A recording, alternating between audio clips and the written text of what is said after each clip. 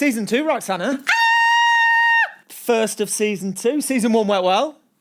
I was happy with that, were you? I was very happy with it. And we have got such a good calibre of guests. You're very excited about our first guests, aren't you? Oh, I'm excited about our first guest. Didn't you have a poster on your wall? No, I didn't. My cousin Laura had a poster on her wall, and it was like floor to ceiling of our next guest, Adam Rickitt. Adam Rickitt, everyone. We've got Adam and Katy. And his stunning, lovely, lovely wife who I had the pleasure of talking to yesterday. So you'll know Katy from Good Morning Britain. She's one of their kind of roving reporters.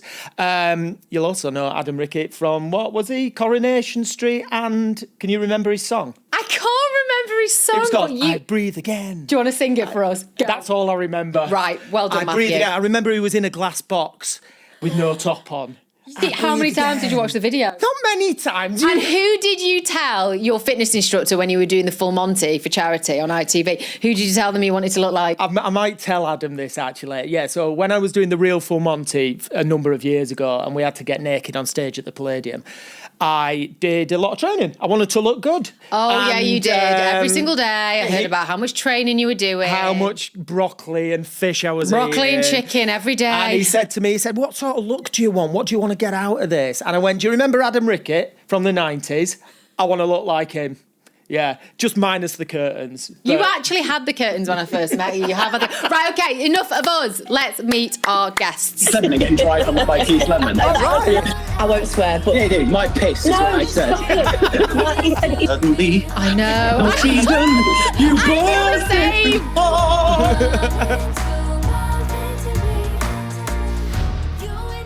So, Matthew, you are a little bit of a fan, aren't you?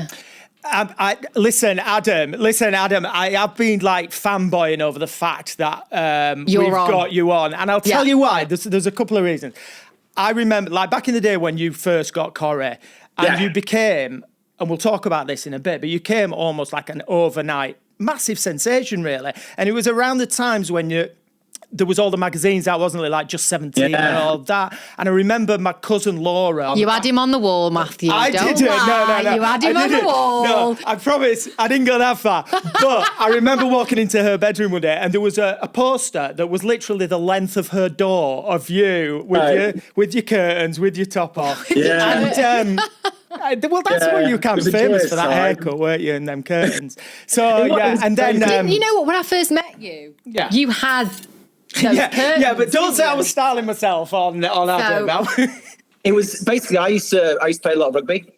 So I went to these proper like rugby bugger old school sort of things. And I used to skin my head once a year and then it would just grow for the rest of the year. So when I went for my interview and my audition at Corrie, it was like in September. So I just finished school. I had long floppy hair and they liked it. So they're like, well, we want to keep you like that for the next 5 years, which was great. Then like my best mate, I remember we went for a haircut once. So we'd been best mates since we were like literally 4 years old. We met because his mum once took me home by mistake thinking we were the same child. That's brilliant.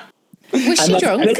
Yeah, and then literally he went in for this haircut and they were like, "Do you want an Adam Rickitt?" And he was like, "If you do, I will literally circumcise you." That is brilliant. I love that story. And so just as we're on that subject, just tell us about when you got into Corrie, because I read somewhere, whether this is true or not, that you weren't serious. Literally, you weren't serious about when you auditioned. No, I went to like one of these. I mean, my dad, bless him, you know, for all his sins, he worked his bum off to send all of us to private school and to boarding school. So I got sent to boarding school at the age of 7. And it was one of these like proper archaic, watching Harry Potter kind of like schools. There was no acting. It was like, you know, the rugby players were the gods. It was like people like Johnny Wilkinson went there and, you know, the Simpson Daniels and all these kind of people and Will Carling all went to this school. So, you know, I played rugby because it's what you did. And so I literally never acted in my life, but I always wanted to be an actor. Like, and mainly because of my Uncle Bill. Like, this is getting really long story. No, but who's Uncle Bill? My Uncle Bill was a stuntman. Uncle Bill was, up until he passed away, like, about 5 years ago now, he was one of the top stuntmen in the world. So things like Star Wars, he basically was the stunt coordinator for all the stormtroopers, and he played the stormtrooper. Titanic, he was the stunt coordinator on Titanic, all the James Bonds. And the thing is, because it was his day job, he never ever told us what he was doing. So I remember once me and my mum and my brothers went to the cinema to see Living Daylights by the James Bond one. Mm-hmm. And we just sat there and, like yourselves, you go to the cinema and you get transported into this world and you get taken away into this, this wonderful cinematic world. And I never even thought about it. And then suddenly, like 20 minutes through, my mum just stands up and screams and goes, and sure enough, it's this butler who gets murdered because he gets beaten up, so they needed the stuntman. And it made me realise people actually made that world. Yeah. And that's what made me want to get into acting, was I want to be the person who helped create that world. But tell them how because it didn't start with acting. No, that's what I mean. It's like I thought I was going to be like rugby playing, go to university, have 2.4 children and, retire and play golf at the age of 50 and have the most miserable life. And I got my, so basically I got my... Into a library. That's what it's no, it's not geeky. I'm not that geeky. Go on, tell us. Come on. He went into a library. No, it's that I've got a back and he searched for all the people who represented anyone who wanted to be in a boy band or a pop star, and he wrote or to actors. So was that in Contacts? Was that in the old school book? I remember Contacts. The book. Most this will not realise that back before the day of the internet, there was one book. You had to actually and there was read the Reader's Digests of encyclopedias of agents. So I found Nigel Martin Smith in Manchester, and I'll take that sage. Yeah, take that sage. And basically, my dad, look, I'm really sorry. I know you've blown all this money, but I actually want to go be an actor. And he said, well, you got your place at Cambridge. Maybe pop star, Dad. Yeah. And he was like, I'm so proud. No, nice. He was like that, right, you got your place at Oxford, so we'll give you a gap year. If you can get a job within a gap year, great. If you can't, you go to university. So I was like, cool. So I literally went to the library, looked up Nigel Martin Smith, and I rang them and they said, look, we run a drama class. Why don't you come along? So I was like, cool. And then they literally rang me back half an hour later and said, look, the class starts on Monday. There's actually an audition at Granada this afternoon. You won't get it, but it'll show you. What? Literally into the library, straight into ITV for an audition. So I literally went and had this interview. And I swear to God, I walked in because I was just like, I'm just here for a jolly. Yeah. Got home. By the time I got home, Nigel Martin Smith, who I'd never actually even spoken to, rang my parents and said, your son's just got Coronation Street. He starts on Monday. No way. That is such insane. a brilliant story. But I think that we've talked about this before, that sometimes when you are just feeling really liberated, you're not panicked about getting it, you're not sweating because you think it's got to pay all the bills, you're just going in, you're just trying to have a nice time. I think that's when people do their best work, because they're relaxed. I just lied my arse off because I was just like, I've got nothing to lose. Oh yeah, I'm going to turn down RADA. Everything's just coming through you. That is amazing. So Adam, when was that? That was in 1998. That was 1998. Yeah, and the weirdest thing for me was I know it's this horrible thing to admit, but I never watched Coronation Street. My family always watched EastEnders because it's one of those things where it's almost like a football club. Whatever your family watches, that's what you watch. Yeah. So because I'd never watched Coronation Street and I got the job and I was like walking up to people like Bill Roach. Who are you? Audible intake of breath. Just like, what? How better dare you? But the weird thing for me was the fact that, like, you'll know doing soaps yourself, is you film it, but you're not actually on air for 4 weeks or 8 weeks, whatever it was. So I'd started work and I was enjoying myself, having a nice little jolly. And then literally the first night I was on screen, I didn't even realise I'd worked late and my mum, bless her, picked me up. And we were driving home and I was like, I've got nothing for breakfast. Can we just stop off at Tesco's and I'll go and get, or any other supermarket with equal quality. Are available. And I was just like, I'll just pop in and get a box of cereal. And literally, because I'd aired that night, the whole shop just went. What was that like for you? It was petrifying. It is, isn't it? I just wasn't ready for it because it's like, back then, there was 5 channels maybe. Well, we were talking about this. So this is what we wanted to ask you about specifically, because back then, soap stars were kind of like rock stars. They were superstars. Yeah. And then on top of that, so you were quite young. It was your first big job. And then on top of that, when did the pop stardom start? And how did you cope with kind of being both of those things at once at quite a young age? Drugs were great. No, I'm so sorry. He has no filter. I'm just. That's good. It's good for us. I had no idea. I mean, I'd say the school I went to was an all-boys school. We got to see. My idea of dating up to the age of 18 was we got 2 socials a term, and you literally walked into a room full of the opposite sex and just went, you. Yeah. Let's go to the bushes. And that was my idea of dating.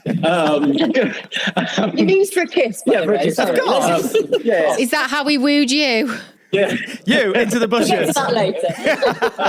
So I know it was. I remember. I think it was George Clooney once, because basically George Clooney started off on TV, and even he said, if you have a movie star walk down the street, everyone just stands there and goes, "Oh my God, that's George Clooney, that's Brad Pitt." If you have a soap star walk down the street, you're their best friend because you're in their house 5 times a night. Yeah. So like you have people just like grabbing up, going, "Here's my baby, have a photo." And I'm like, "I'm 18, I've never held a baby in my life." Yeah. Or, I have no idea what to do, or just like grabbing you and like everything like that. So it's just like it was very weird. I was very, but to be honest, my biggest paranoia all along was that I didn't want people to think that just because I was on telly, I was going to turn into some superficial, narcissistic douchebag.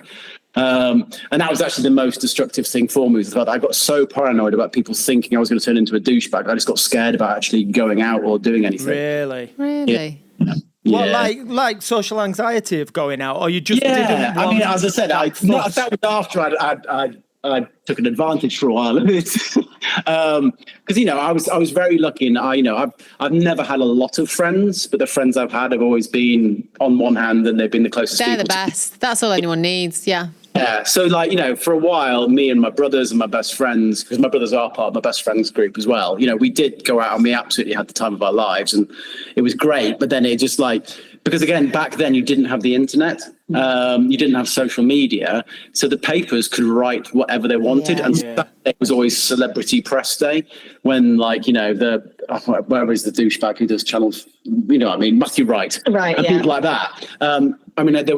There was a spate where I was on the front cover of the Sun, front page of the Sun for 6 weeks running, 6 weeks. And if they ran out of stuff I was actually quite good friends at the time with Dominic, whatever his face was, who's the showbiz editor of the Sun at the time. And he said, "Mate, if we haven't got anything on you, we'll just make it up. So you might as well try and give us something." But I'd literally come down to breakfast on a Sunday morning. My mum would be there with the Sun going, "What did you do?" And you're like, "Nothing. Mate, how are you still here?"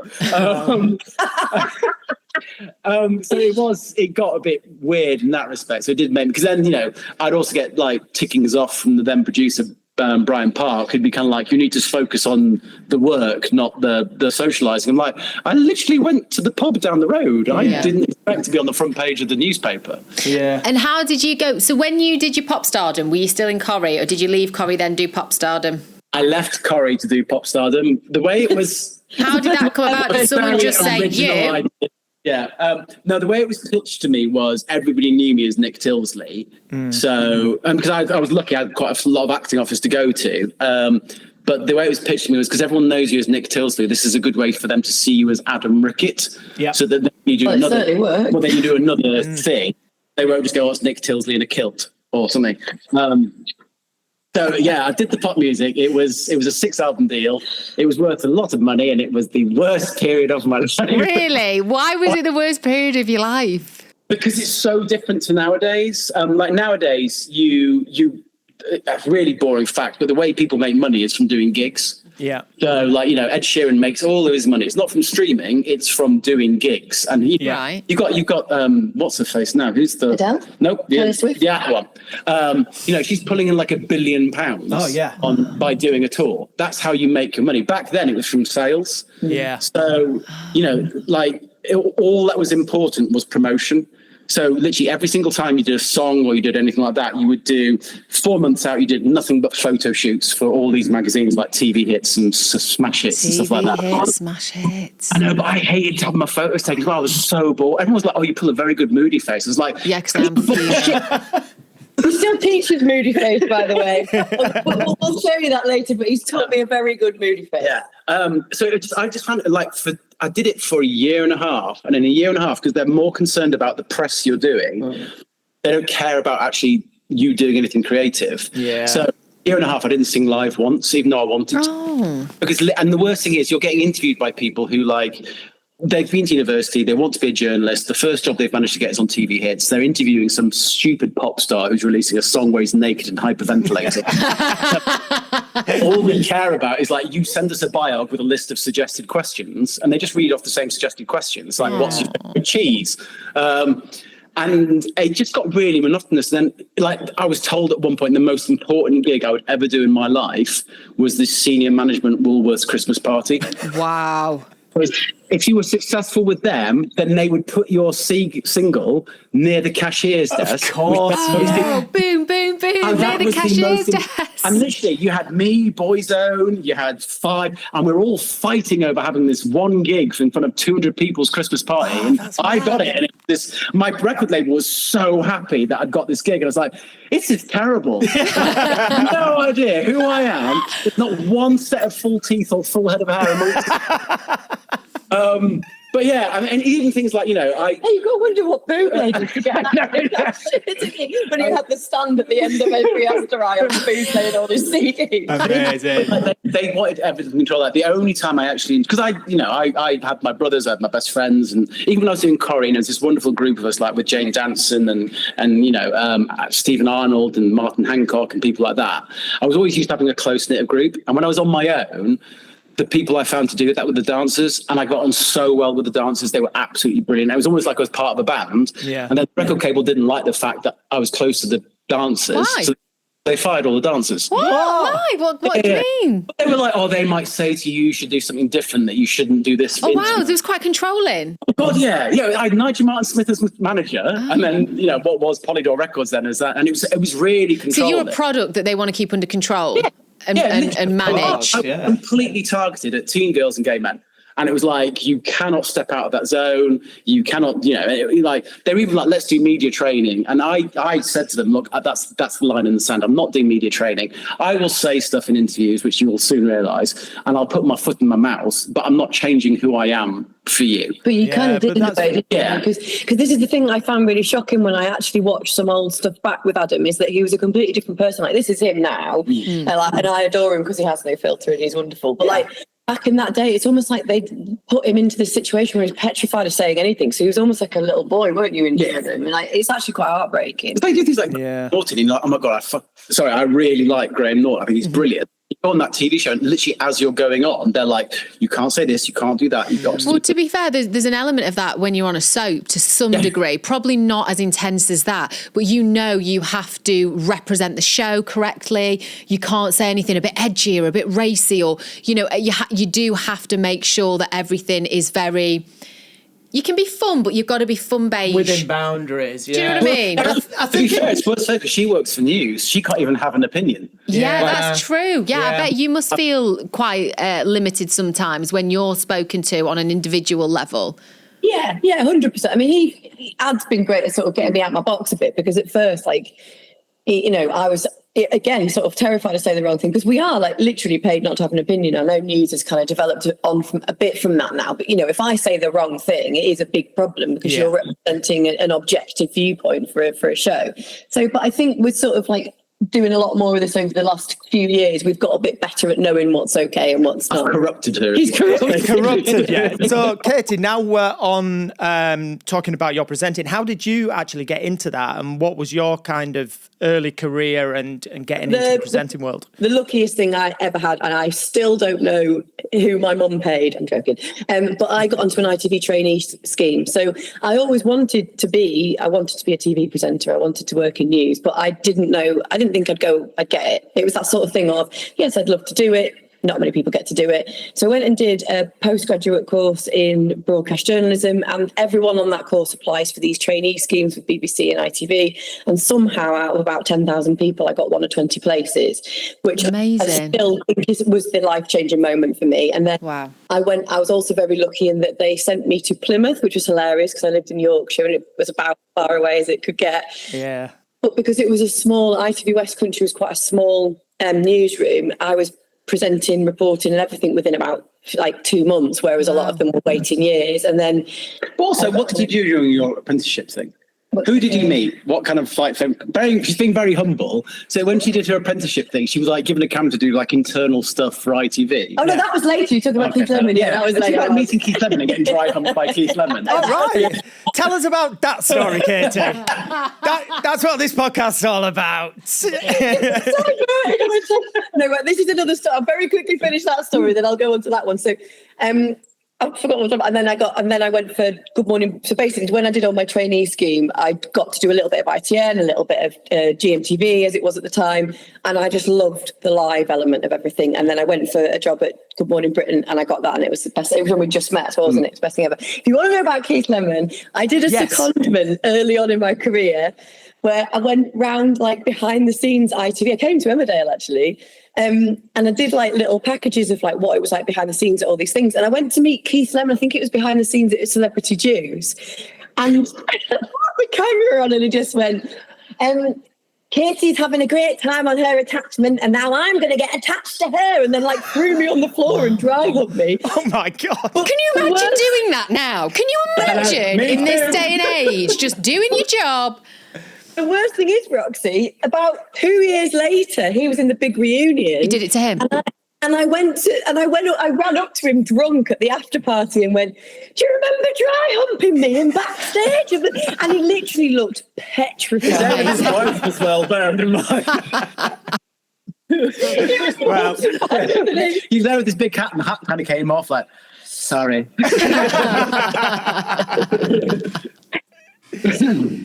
Go on there, Rox. No, I was going to say, so when did your paths cross? How long have you guys been together and when did you first? This is a great, right? So we met in 2011, right? This is another one of those fate stories and it's to do with both our jobs. So I was working at ITV Central at the time. So I'd done my trainee scheme at ITV West Country and then I got my first job at ITV Central just before I got Good Morning Britain. And one of the producers came up to me and said, so you're the only person that's in this Wednesday and next Wednesday. So I'm going to send you to do this pre-filming this Wednesday for a live next Wednesday on the RSPCA, and they're building a new centre and they want to raise awareness about raising money for the centre, and it'll be about dog fighting. I'll give you the press officer's contact. It wasn't press officer, but like fundraising officer's contact. And he gave me a number for Adam Rickitt. And I went, is that it was in Corrie? And he went, well, I don't know. It might be a different Adam Rickitt. So I was kind of like, oh, and I was thinking, if it is him, he's going to be a pretentious kid. I was thinking he's probably going to be a bit of a douche. Exactly what he was worried about. And I rocked up at this RSPCA centre, and I swear to God, he ran out of this. He came out and went, hello, lovely to meet you. And his dog, Rufus, who became our dog, bounded out after him. And I just remember thinking, oh my God, this guy's like a lovely golden retriever. He's just wonderful. Oh. And this day that was supposed to last 2 hours ended up lasting 6 hours. No, that's not what happened. So basically what happened is, first thing, I walked out and Rufus had got out and she was bending down stroking Rufus, and the vet I was with went, look at her ass. He then stood up. What was meant to, we did loads of press that day. We did like BBC and everything like that. And what was meant to, everyone else got 20 minutes. Katie ended up having 6 hours. Brilliant. And I was like, I'll even take you to the new centre. And I was her cameraman and everything. So I was doing all that. And then when we finished filming, I said, "Can you get me back on?" She was like, basically, she's got a worse sense of navigation than like. If I haven't got a sat nav, I can't find my own kitchen. Yeah, fine. Yeah. So I basically said, "Well, follow me to the motorway then." So she followed me to the motorway, and I zoned out and I drove back home at the time I was staying in Harborne. And as I got there, she pulled up behind me. And I was But I mean, this is really unsubtle. That is excellent. That's the way to do it. It wasn't right, but genuinely that night I didn't know. I was thinking, oh, he's just lovely. What happened after you pulled up at his house? The second that, nothing. She was like, she was got really embarrassed. I went back to work. Yeah. Oh right, okay. Fine. He left, and I literally walked into my flat with Rufus, my house with Rufus, and I rang my mum, and I said, I've met the girl I'm going to marry. Yeah, I knew within I was going to marry Kate. But then the weird thing, so I thought, oh, he's wonderful, but I didn't think he'd have any interest in me in that way. I thought I just spent 6 hours with you. I know. You weren't that good a journalist. So he basically texted me and said, can I take you out for dinner to say thank you? And I realised. Yeah, you got to say it. I actually had a boyfriend at the time, but he was. I didn't know this. He basically didn't tell me he loved me for 2 years, so it wasn't going anywhere. Yeah, and I was pretty miserable, and my self-esteem was pretty much in the drain. And basically he asked me, and I said, oh, I can't do this weekend because I've got to say goodbye to my boyfriend and then I'm going down to ITN. I just didn't think he'd like me like that. Mm-hmm. And he said, oh, well, I'm just going to go and put Coldplay on repeat or something like that. And I said, oh, I didn't think you'd think of me like that. And my surname was Fawcett at the time. And he replied saying, Miss Fawcett, have you never met yourself? And that is great. I see you. Yeah. I see you. Oh my gosh, that is great. I love that.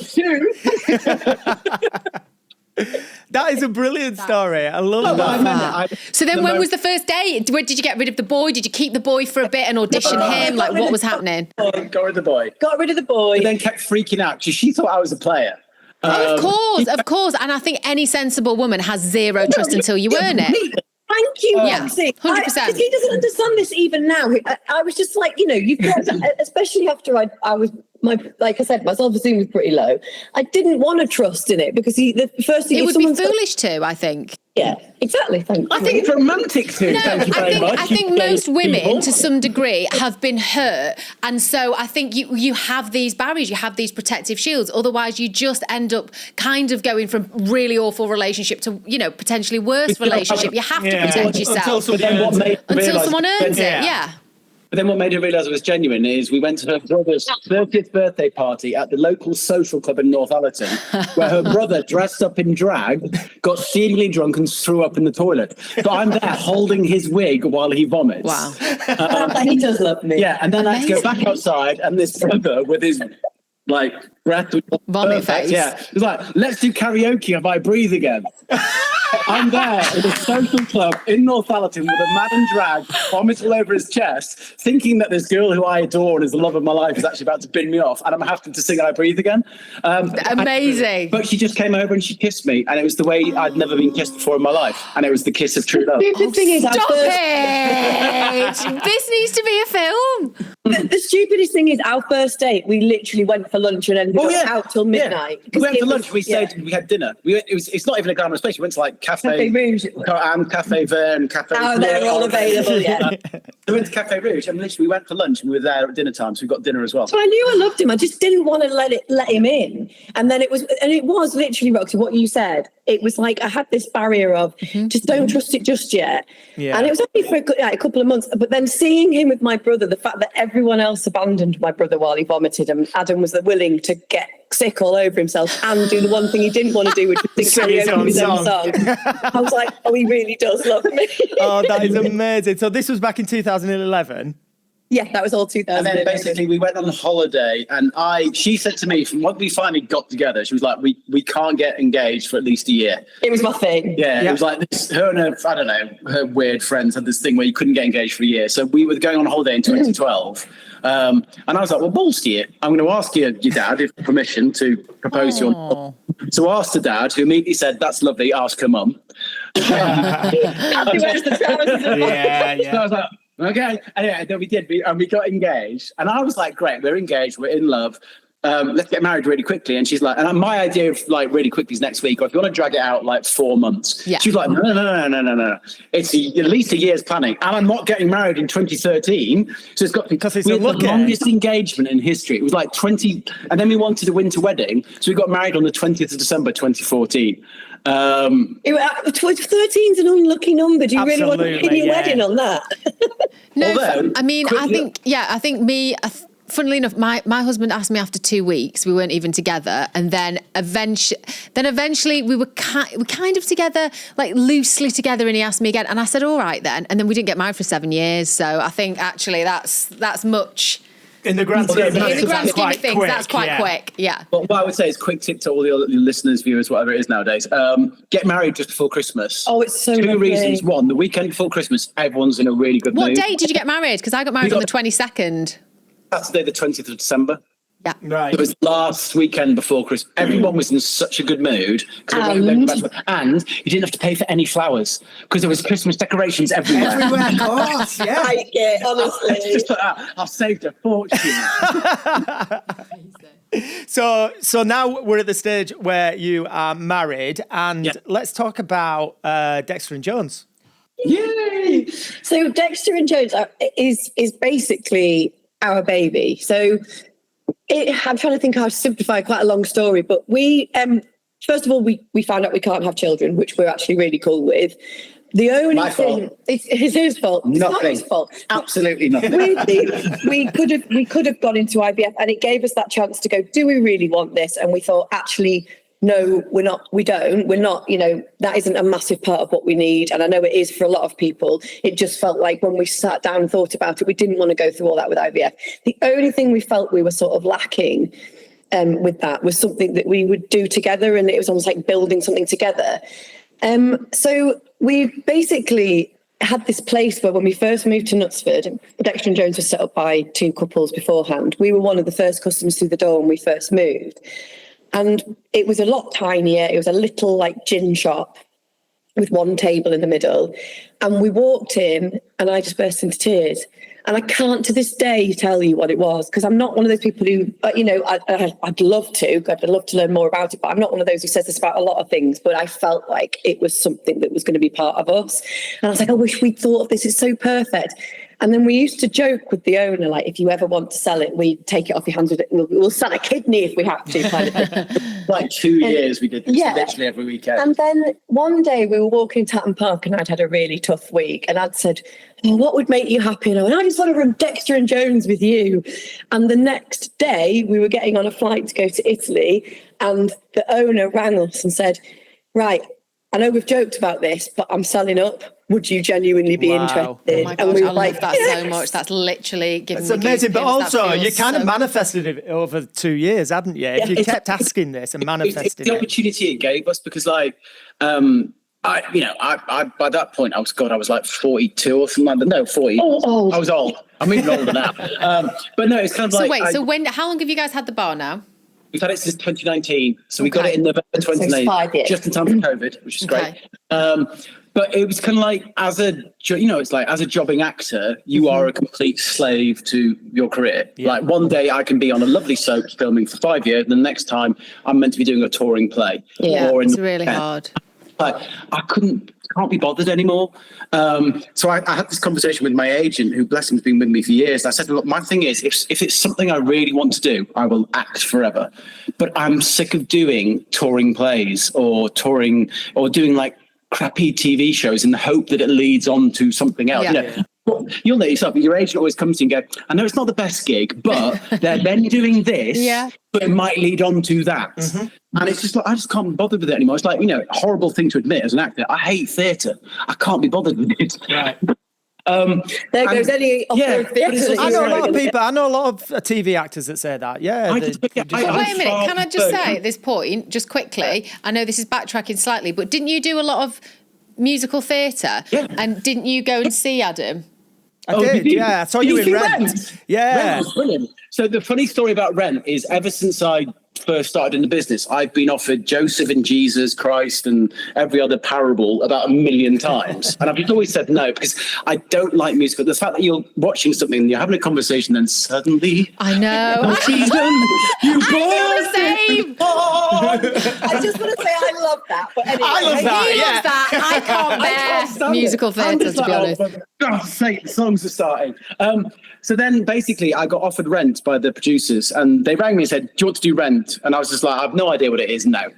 And they were like, really? Have you never seen it? I was like, no. I said, well, we'll fly you to Broadway. You can go to Broadway and you can see it in Broadway and then decide. And I was like, well, free weekend in New York. Might as well. So I went to New York and I watched Rent. And I don't know if like, a lot of people won't have seen Rent, but Rent, it's not really a musical. It's more like a rock. The whole show is sung. Yeah. And it is one of the most emotional things I've ever seen in my life. Mm-hmm. And it was, I walked out of the theatre and it was like, 11:30 at night in New York. So it was like 4 o'clock in the morning or something stupid in London. And I literally rang the producers and said, I'm in, I'm doing it. Amazing. And they were like, good, bugger off, let me go to sleep. So we toured for a year. And we did literally, but it was hard work doing like 8 shows a week for a year. But we were really passionate about it. And then literally 9/11 happened. And why was it around that time? Yeah, it was. So when 9/11 happened, we were in Derry in Northern Ireland, which again was an experience in itself, doing a play about, homosexuality and AIDS in Derry and then Northern Ireland, that day and age. And it basically, the West End died. And the producers were like, guys, we've done the tour, it's great, but that's all it is. And I said, no, this isn't the time for this to stop. So I produced it to take it into the West End. No way. So I took over the production and I took it into the West End. That's such a brave decision to make. Were you confident that you could manage? Had you ever produced anything before? No. I'd had a production company doing film and adverts and TV, but never theatre. But I just had this feeling that it was work because, it was set in New York. It was a story of emotional and human strife. It was set around Christmas time. It just seemed to resonate so much. So we took it into the West End, and in the 4 months over Christmas that year, it still to this day is the highest grossing play in the West End. Wow. That's where I saw it. I saw it when it was at the Prince of Wales, yeah. Prince of Wales, yeah. Honestly, it just smashed all the records. It was huge, and it was amazing. But we knew it was going to be a limited run. But it was phenomenal. Yeah. But my thing is once, and I still get off with them now, and I'm just like, no, that's why we took on Dexter's. So back to Dexter's. Yes. Back to fated Dexter's. I love that story. You'd been something you'd wanted, and then it knocked on your door. It's so amazing. Yeah, it's the amazing thing about the place is that there's no pretension there. Yeah. So you walk in and you will have a barrister sat next to a bricklayer. Yeah. And by the end of the day, they're best friends. Well, because we've got this one big, so when we took it on, it was one big farmhouse table with gins and beers around it. Oh, we didn't explain what Dexter and Jones is. Oh, yeah, so it's Dexter and Jones, here's our plug. Hold on, I can do it like an advert. Okay. So, in Dexter and Jones, you have... We'll insert music here. We'll insert, some nice jazz. We're a sweet shop for adults, basically. We're basically more than 500 different artisan gins. We've got more than 1,000 different craft beers. Wow. And you'll see when you go in, there's like all the beers at one side, all the gins up another. And then like 400 wines. The whole premise of it is, sorry, honey. The whole premise of it is we want to stock the stuff that nobody else stocks. So we're not about getting in. Like if you go into the supermarket now, there's quite a big gin range. There's quite a big brewery range. But it's the same thing that if you go to a distillery who's making 1,000 bottles of gin a year, and they're doing like a raspberry gin, they will go and pick the raspberries themselves and make them themselves, and they'll give it love. If you go into some distillery that's making 100 million bottles a year for the supermarkets, they haven't got time or enough energy to pick that many raspberries. So they're using like essence of raspberry, stuff like that. Gotcha. You also you get the top. This is the bit I always do when I do my little gin talk. You get the tops and tails, and when you make something mass for a supermarket, they tend to put both in, which is why you get a hangover.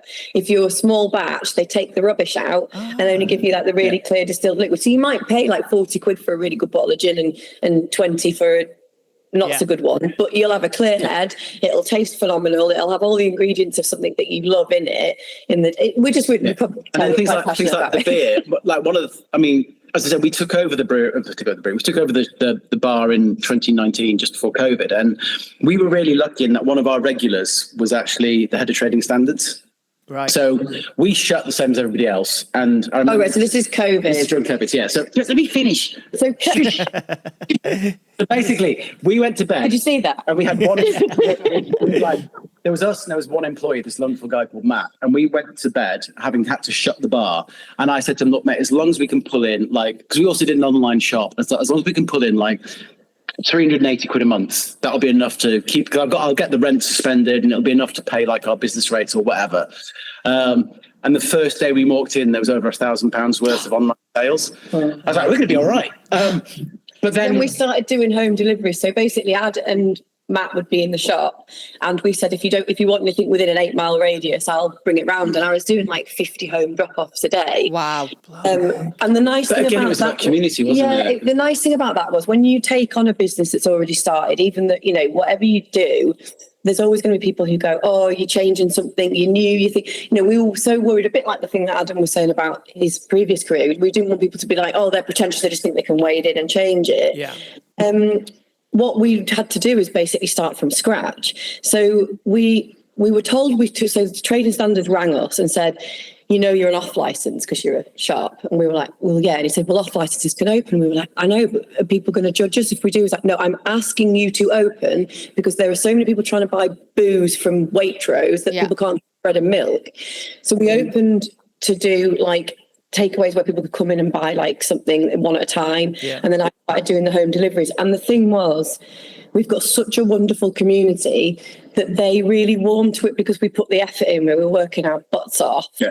And like people, I had a big yellow Duke at the time, and when I was driving through the middle of like Knutsford, people were going, "It's the booth!" out the window, and I was like honking the horn. And in some ways, like, you know, I wouldn't want COVID back for anything because it was horrible, you know, everyone who's affected by it. But I suppose to see a slight positive thing in some ways, it was wonderful for some businesses because you could really put your effort in and go, we can do this. Like, and the community. You felt like you were delivering something really important because I think especially at that time, it really was for people. Yeah, we've always said this about our place. It's not just about turning over as much money as possible. It's always been about the people I know it sounds stupid, the people we're serving.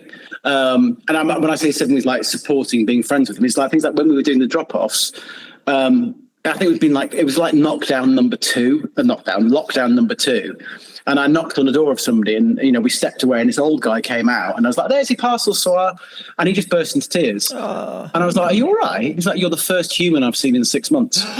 All is Zoom and, you know, phone calls. So I was like, okay, right. So we made a point of every single week. We would, even if he didn't order anything, we'd go back, knock on his door. Oh, that's amazing. And that's always kind of been our thing. And, you know, we were also very lucky in that things like I said, one of our regulars was the head of trading standards in the North. And so we were the very first place in the country to do takeaway pints. Really?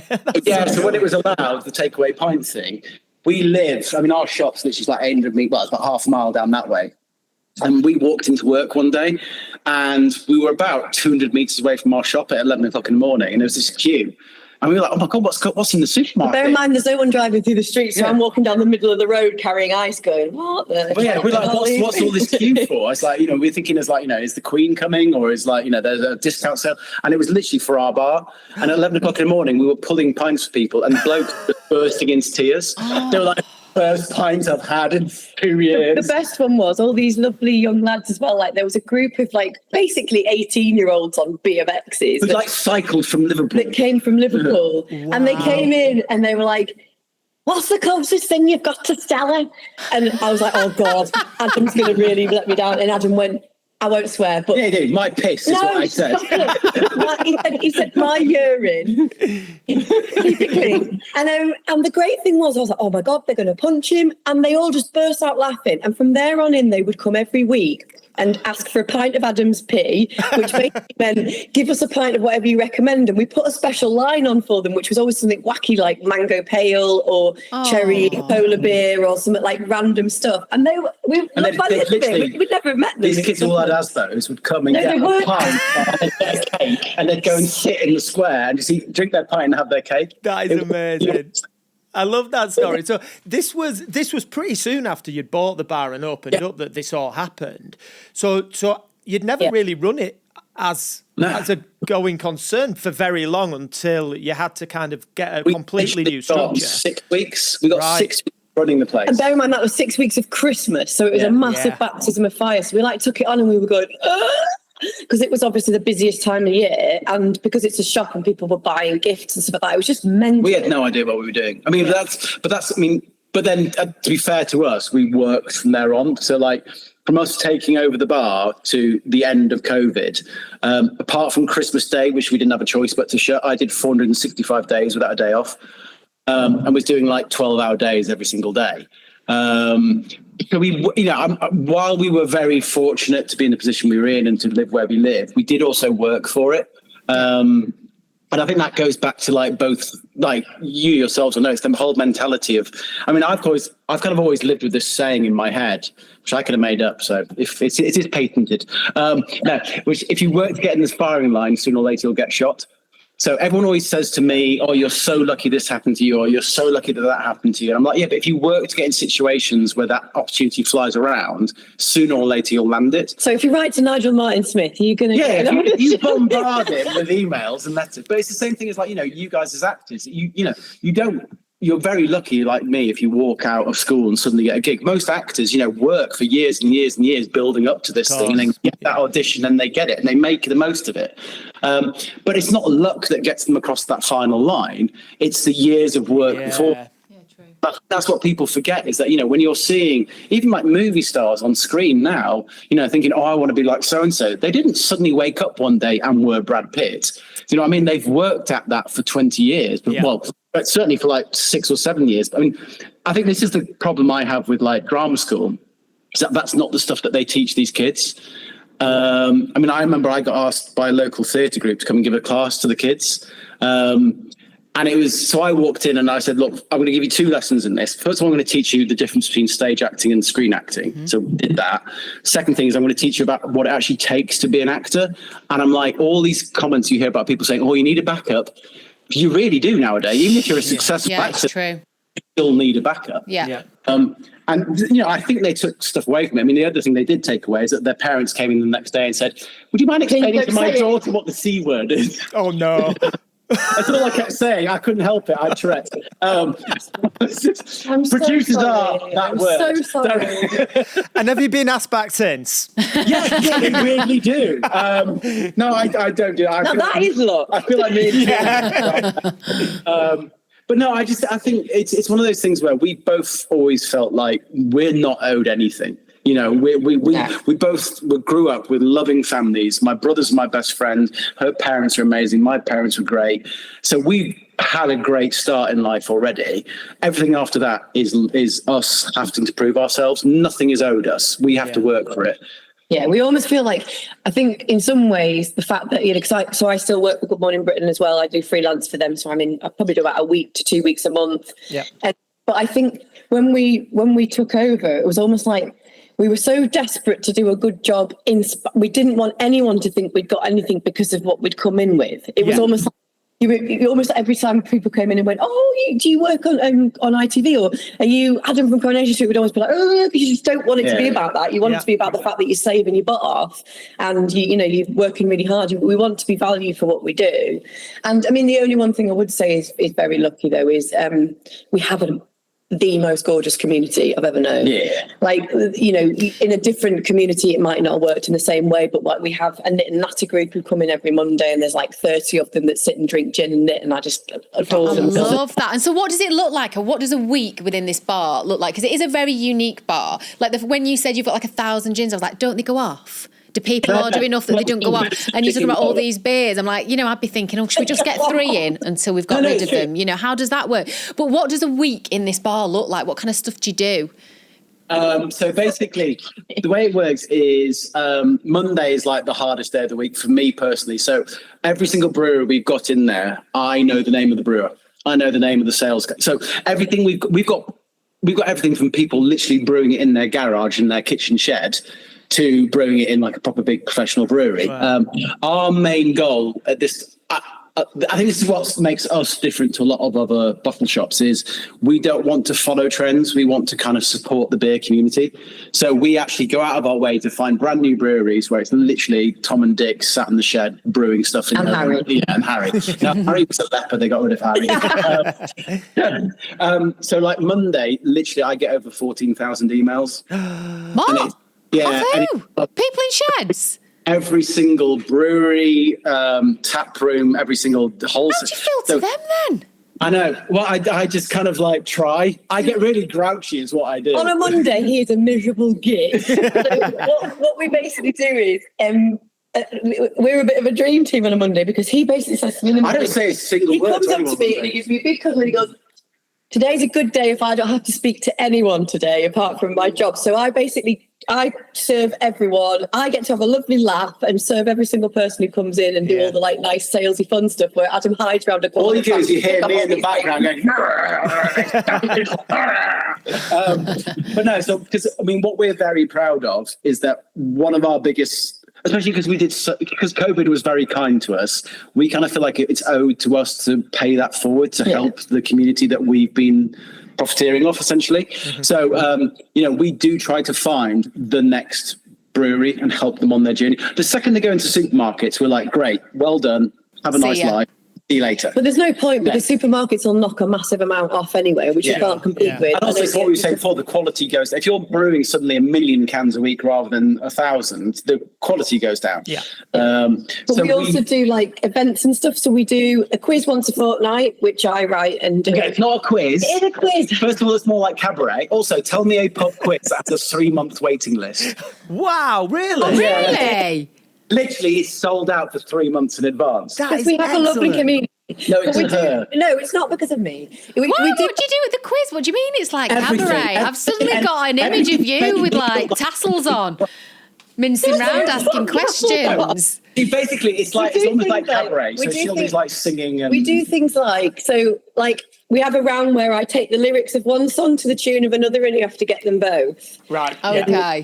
Stuff like that, and then we do we did something for Easter where we did things like name the film, but the Easter version, it was things like the Witches of Easterwick, and we'd sound like witches and stuff. I basically make a fool of Adam. Or we did things like the Mr. and Mrs. Olympics, where it'd be like who can hold a plank the longest, or who can down a pint the quickest. This sounds amazing. He loves this. So I've never been to a pub quiz in my life, but this is the kind of thing he lives for. Would you like to go to that one? Well, it's 3-month wait list. I don't think it would be so Let's get on it. Should we get on the wait list? Yeah, we need to get on it. There's just 2 of you. It's the bigger tables that we struggle with, but I can squidge your 2 of you in.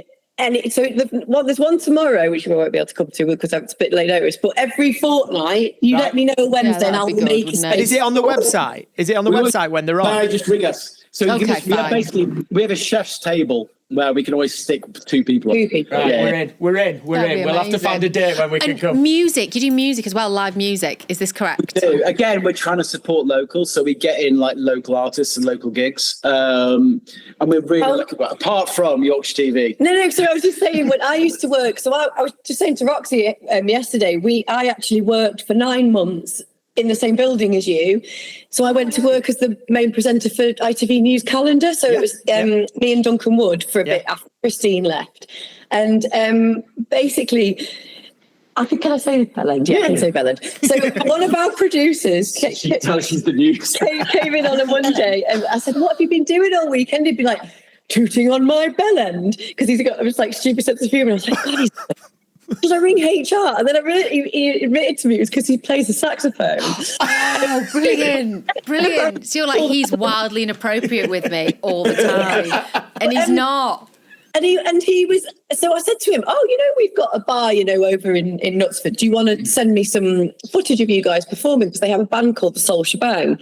And I thought, if I'm honest, I'm sorry, Mark Whitty, I thought they'll be really amateur and a bit rubbish. But get him to send it over. And he sent it. And oh my God, I was gobsmacked. These people should be signed. Wow. The lead singer they have, Leanne Jeffers, is insane. And they came over and they now do 2 or 3 gigs at ours a year. And the whole of Knutsford turns out for it pretty much because they're so brilliant. Which is great, but also terrible because you imagine trying to serve 10,000 people. Oh my goodness, I can imagine. In your small bar. It's hard work, but no. We're lucky in the people. It's that whole thing of once we find people that we like working with, we just work with them. Because if we're having our mentality is if we're having fun, people will have fun with us. Yeah, it feels like it's an extension of your living room with loads of posh booze. Oh, it's basically. Yeah. I mean, I get smashed from 2 o'clock every single day. No, he doesn't. That is a disclaimer. That's not true.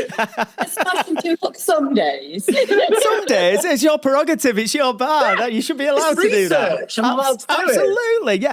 And just on a final note, because Katy, you were saying that you really you love talking about the gins and how they're made. Is that something that you do with customers that come in? You understand the gins? We make our own gin as well.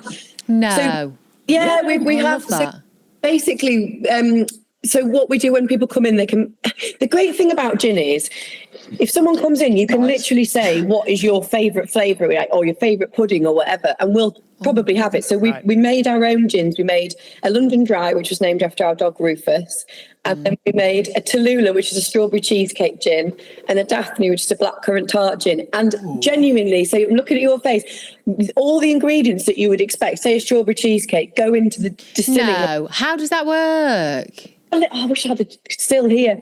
But you have basically a tub at the bottom. If you Google gin still, if you're listening to this, you put your neat spirit and your water in there, and then you have a little sieve, and you would literally, for the strawberry cheesecake, you would put toasted oats, cocoa nibs, a bit of shortbread, vanilla, and then when you burn the liquid up, the water evaporates, the spirit basically infuses with those botanicals and then comes back out as like a neat spirit flavoured. Then you put water in it so it's 40%, which is where your 40% comes from. And then we steep it in strawberries for 2 weeks. Oh, wow. That sounds gorgeous. I was like, do you use droplets of essence? Do you just... No, it's not. Because I was like, how do you... I always natural. thought that whenever I look at a gin and it's something like that, like strawberry cheesecake, you just think there's going to be flavourings in it, because how on earth do they make that flavour? But to know that you actually use oats and that you literally have a little cheesecake. Have you had some disasters of flavours that you've tried to make that have just not worked? Oh, yeah. With blueberries, didn't we? Yeah, we tried to go blueberries and it smelled of fart. So we just like, however nice it was, it just smelled of fart. We're just like, we're not going to do that. Blueberries always taste like bubblegum as well, no matter how natural you try to make it. But the really interesting thing with it as well is, so I'm gluten-free. I can still drink strawberry cheesecake because it's got no wheat in it. It's just infusing with those flavours. It's not actually got lumps of biscuit in it, although it will taste like biscuit. It's amazing. I want to try that one. I actually want to try that. We make it in the middle of winter. Obviously, you can't get strawberries in the UK in the middle of winter, so we have to use like ones wherever the supermarket get them from Argentina. Yeah. So the strawberry cheesecake gin in the middle of winter is pretty much clear. Like this colour. Such a slight hue of pink. When you make it in summer, because it's using English strawberries from down the road, it's literally like vivid pink. Yeah. Really? But the one thing I would say about our place is, not only on the gin front, but also on the beer front, is if you know nothing at all, come in. Because we've got our favourite thing in the world is to take somebody who hasn't got an effing clue about anything and take them on a bit of an exploration. I'd like to go on a gin journey. I think that is amazing, and I think that's a brilliant place to leave it. Just give it one last plug, the name of the bar and where it is. So we're Dexter and Jones in Knutsford, Cheshire, but we're also on the internet, so you can get us on www. Yes, we need to put the link underneath the podcast so they can get on there and order some gin. I might order some gin. Should we order some gin? Yeah, let's order some gin. That'd be nice. You need to let me know a Wednesday that you can make it, and we'll get you up. You see if you can win the quiz. And I've got zero general knowledge. I don't know who anyone is. You don't need it, right? I'm going to drink gin. Matthew can answer all the questions. Right, let's do it. It's been so nice to talk to you guys. I've enjoyed this so much. You two are absolutely gorgeous human beings. I love the romance of it. I love how fated everything seems. You're just very funny, very warm, very gorgeous humans. Well done, you two. Thank you for coming on Celebrity Side Hustles. And are you at the bar tonight? Are you heading straight there now? Yes. Excellent. Well, we're working this evening, so if you're coming in to Dexter and Jones, come and say hi. Fantastic. Mwah, mwah, mwah, mwah, mwah. See you guys. Thanks Thank you so much. Bye. Bye. How good was that? Do you know, it was so lovely. There's such a lovely, beautiful romantic story, and they've got just such positive energy. I love the fact that it feels like in their life, like things have always meant to have happened. Especially since they met with the bar and the way it's all fallen into place. How that fell into place, how they actually met at the dog's place and she followed him home. I love that story. And I love how cosy. I mean, God, we love saying love, don't we? Love. I love how cosy their bar it is. It genuinely seems like it's an extension of them. It's not just a business. It is about them in the community. I can't wait to go and drink cheesecake gin. I can't wait to go. Let's do it.